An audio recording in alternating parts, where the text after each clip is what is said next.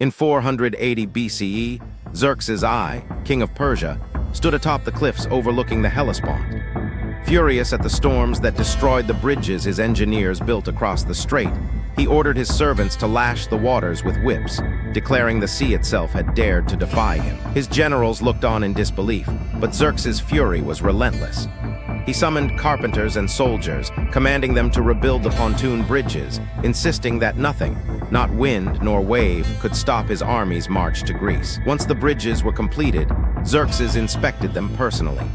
He paced along the edge, shouting orders to secure the ropes, while the sailors and engineers trembled under the immense pressure of their king's wrath and the violent waters. As the Persian army began its march across the Hellespont, Xerxes watched with a mix of pride and obsession.